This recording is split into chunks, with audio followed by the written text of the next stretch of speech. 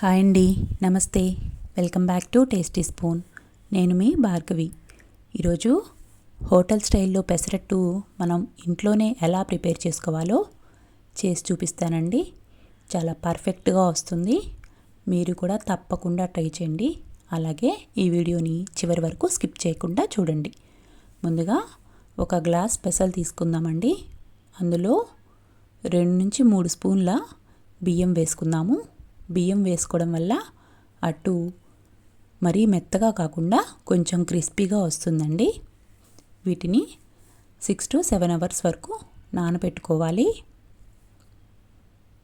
ఈ విధంగా నానిన పెసల్ని ఇంకొక 2 సార్లు కడుక్కొని మనం గ్రైండ్ చేసుకోవాలండి. ఇప్పుడు వీటిని ఒక మిక్సీ జార్లోకి తీసుకొని గ్రైండ్ చేసుకుందాము. దీంట్లోకి 4 పచ్చిమిర్చి, అలాగే చిన్న ముక్కలు 4 అల్లం ముక్కలు వేసానండి. కొన్ని నీళ్లు పోసి గ్రైండ్ చేశాను. నేను ఈ పెసల్ని 2 సార్లుగా గ్రైండ్ చేశానండి. మరీ ఎక్కువగా లూజుగా కలుపుకోని అవసరం లేదండి పెసరట్టుకి పిండిని. ఇప్పుడు ఈ పిండిలో రుచికి సరిపడా ఉప్పు వేసుకొని బాగా కలుపుకొని మూత పెట్టి పక్కన పెడదామండి.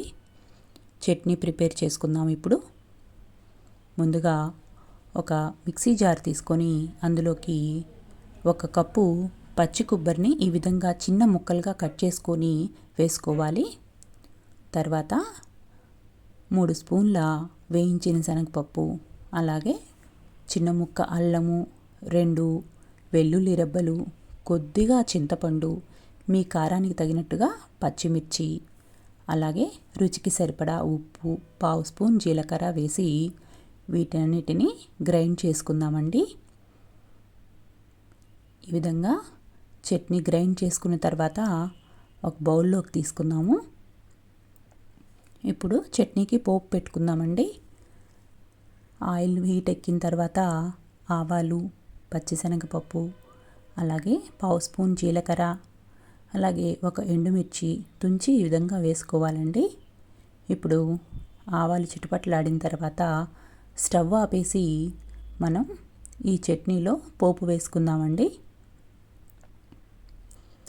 పెసరట్టుకి అల్లం చట్నీ బెస్ట్ కాంబినేషన్ అండి. చాలా సూపర్గా ఉంటుంది. మీరు తప్పకుండా ట్రై చేసి చూడండి. తర్వాత 2 మీడియం సైజు ఉల్లిపాయలని ఈ విధంగా సన్నగా కట్ చేసుకోవాలి. అందులోకి అల్లము, పచ్చిమిర్చిని కూడా సన్నగా కట్ చేసుకొని వేసుకుందాము.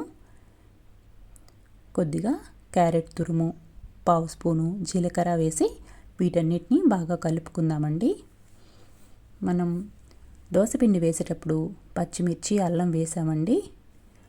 ఇప్పుడు పైన కూడా వేసుకుంటే చాలా బాగుంటుంది.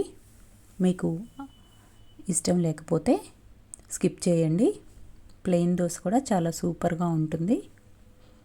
ఇప్పుడు దోశ పిండిని పెనం హీట్ ఎక్కిన తర్వాత ఈ విధంగా దోశ వేసుకోవాలి. పైన మనం కలిపి పెట్టుకున్న ఉల్లిపాయ, పచ్చిమిర్చి తరుగు వేసుకుందామండి. ఆయిల్ వేసుకుందాము. పెసరట్టుకి కొంచెం ఆయిల్ ఎక్కువ వేసుకుంటేనే టేస్టీగా ఉంటుంది. వెయిట్ తగ్గాలనుకునే వాళ్ళకి పెసరట్టు మంచి ఫుడ్ అండి. అలాగే దీంట్లో ఫైబర్ పర్సెంటేజ్ ఎక్కువ ఉంటుంది. అలాగే మనకి ఒక రోజుకు కావాల్సిన ప్రోటీన్ కూడా 2 దోశల్లో ఉంటుందండి. పెసల్లో విటమిన్ డి, విటమిన్ ఇ ఉంటుంది. ఇది కొలెస్ట్రాల్ని కూడా తగ్గిస్తుందండి. ఇప్పుడు ఇంకొక దోశ కూడా వేసుకుందాము. దోశలు చాలా టేస్టీగా పర్ఫెక్ట్గా వచ్చినాయండి. ఈ వీడియో కనుక మీకు నచ్చినట్లయితే లైక్ చేసి షేర్ చేయండి.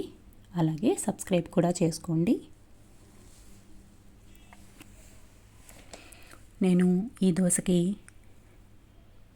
కొబ్బరి చట్నీ, అలాగే ముందుగానే ప్రిపేర్ చేసుకున్నానండి అల్లం చట్నీ. అల్లం చట్నీ మా ఇంట్లో ఎప్పుడూ రెడీగానే ఉంటుంది. అల్లం చట్నీ కాంబినేషన్తో పెసరట్టు సర్వ్ చేశాను. చాలా చాలా టేస్టీగా ఉందండి. మీరు కూడా తప్పకుండా ట్రై చేసి ఎలా వచ్చిందో నాకు కామెంట్స్ రూపంలో తెలియచేయండి. Thank you for watching video.